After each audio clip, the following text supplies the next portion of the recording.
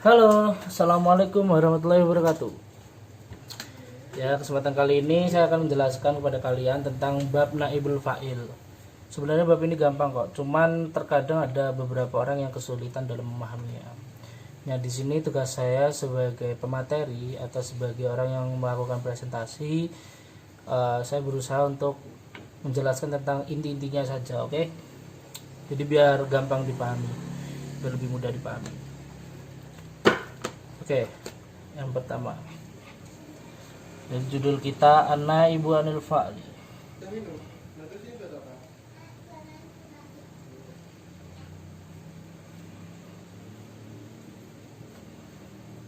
Anil Fa'il. Naibu Anil Fa'il. Naibu Anil Fa'il ini artinya yaitu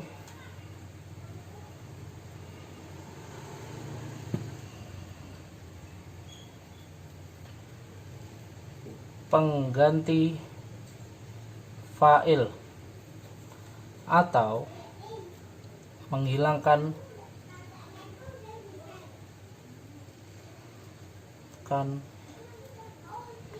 fa'il. Jadi naibul fa'il ini sendiri sebenarnya materi yang membahas tentang bagaimana cara kita membuat kalimat yang dimana di dalamnya tidak terdapat fa'ilnya, namun dari kalimat tersebut kita dapat mengetahui siapa fa'ilnya gitu loh. Jadi lebih kayak kalimat pasif gitu. Misalkan Muhammad memukul anjing, itu nanti jadi kalimatnya anjing terpukul atau anjing telah terpukul gitulah. Ya pokoknya seperti itu. Nah di sini ini artinya. Oke. Ini adalah syarat-syaratnya. Jadi ada beberapa hal yang mempengaruhi orang memakai naibul fa'il ini. Yang pertama yaitu fa'il telah diketahui. Jadi untuk yang pertama ini, alasan yang pertama ini, orang mengubah suatu kalimat menjadi naibul fa'il itu karena fa'ilnya tersebut telah diketahui, siapa yang melakukan telah diketahui olehnya. Jadi tidak perlulah dia mengucapkan sesuatu lagi kepada orang lain tersebut. Cukup dengan menyebutkan apa yang dilakukannya dan siapa korbannya itu saja. Dari situ pun pelakunya sudah diketahui. Oh itu, gitu loh ibaratnya. Oke.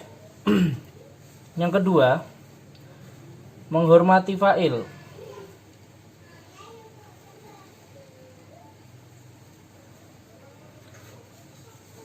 Menghormati fa'il ini sering kita jumpai dalam Al-Qur'an, seperti mana ada yang menyebutkan mungkin dia telah membinasakan orang-orang kafir tersebut itu. Dia tersebut kan tidak perlu disebutkan ya siapa. Yang pasti adalah Allah gitu loh. Jadi di sini sifatnya menghormati. Menghormati dalam artian kita tidak perlu menyebutkan siapakah dia, tapi kita sebenarnya udah paham gitu loh siapa yang dimaksud kayak gitu. Cuman di sini dalam hal menghormati. Nah untuk yang ketiga ini adalah lawan dari menghormati, yaitu karena sangat membenci fa'il. Sangat membenci fa'il. Jadi ada sebagian orang yang mungkin tidak suka dengan perilaku fa'il atau perilaku seseorang terhadap orang lain atau terhadap makhluk lain seperti itu. Makanya dia membenci sekali apabila dia harus menyebutkan nama dari orang tersebut. Misalkan ada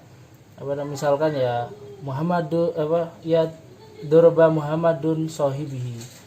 Kan di sini memukul itu kan suatu tindakan yang tidak disukai oleh orang lain ya. Jadi ya dapat diartikan kalau misalnya orang tersebut tidak mau menyebutkan nama Muhammad tersebut.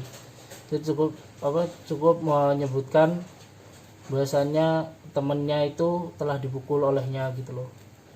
Seperti itu. Oke, ini syaratnya, pengertiannya ini. Sebenarnya pengertian panjangnya lebih banyak, cuman nanti kalau aku jelasin di sini pasti terlalu panjang lebar dan kalian jadi pusing. Jadi ini inti sarinya aja kayak gini. Oke, sekarang selanjutnya kita bahas yang pertama dari fi'lul madhi.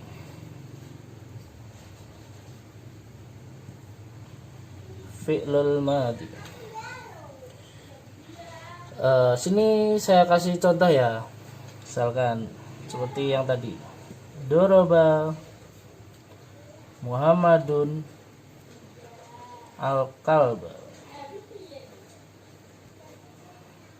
Muhammadun. Nah, seperti ini. Ini kalau kita i'rab, doroba adalah fi'lul madhi. Muhammad ini adalah fa'il. Dan al-kalba ini adalah maf'ulun bi. Maaf ya teman-teman kalau tulisanku agak jelek. Oke, kayak gini ya.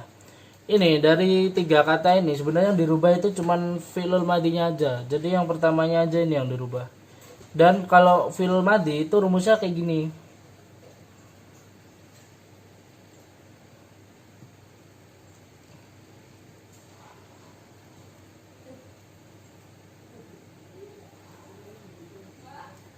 Ini adalah rumus-rumusnya fi'il madhi ya.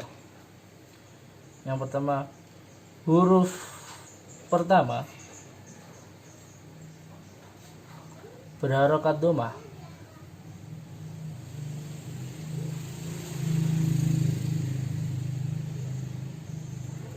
Dhammah. Oke. Huruf kedua, huruf sebelum akhir. Sebelum akhir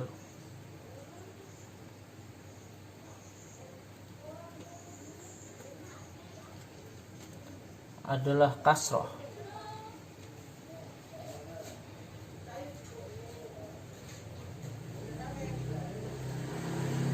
Nah, jadi ini adalah rumusnya dari fi'il madhi, yaitu huruf pertamanya berharokat dhammah, sedangkan huruf sebelum akhir ya berharokat kasroh.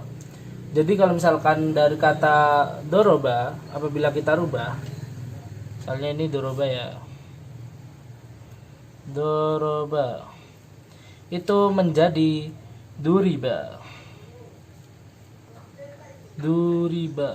Nah seperti ini. Jadi yang dirubah itu ini dan ini.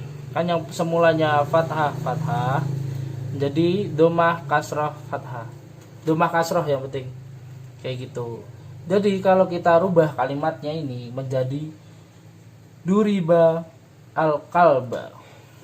Oke, kita rubah dulu. Ini udah tahu ya i'rabnya. Aku tulis aja di sini ya, kita spilin. Duriba al-kalba.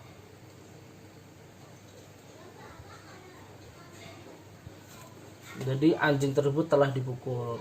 Nah, karena ini suatu sifat yang dibenci atau perilaku yang dibenci oleh orang banyak, makanya ini tidak disebutkan namanya. Jadi cukup dituliskan bahasanya anjing tersebut telah dipukul. Oke, fi'il madhi. Mungkin ada yang mau mencatat dulu, bisa di pause. Terus kita akan lanjut ke fi'il mudhari. Oke. Selanjutnya fi'il mudhari.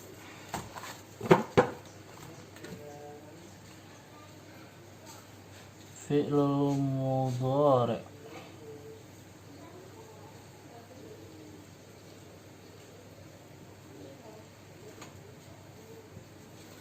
Fi'il mudhari. Misalkan aku kasih contoh di sini ya.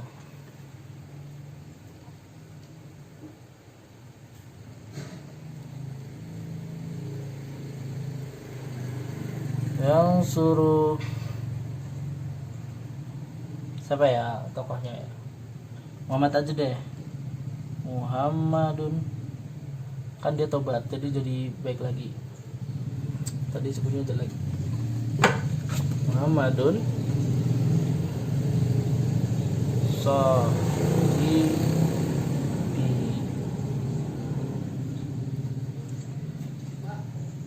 Yang yansuru Muhammadun sahibihi.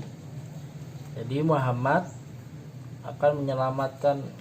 menyelamatkan temannya. Oke, kita i'rab dulu. Ini adalah fi'lul mudhari. Ini adalah fa'il. Ini adalah maf'ulun bi. Oke. Untuk rumusnya sendiri, fi'il mudhari ini ada memiliki dua juga, sama kayak fi'il madhi. Yang pertama, huruf pertama berharokat dhammah.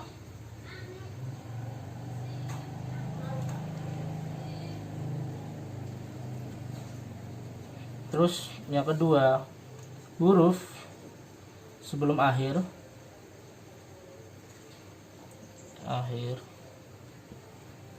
berharokat fathah. Jadi di sini ada dua perbedaannya. Kalau untuk fi'il madhi kan huruf sebelum akhirnya menjadi kasrah. Kalau yang ini menjadi fathah. Jadi kalau kita contohkan dari yansuru itu menjadi seperti ini. Ya. Kita coba di sini.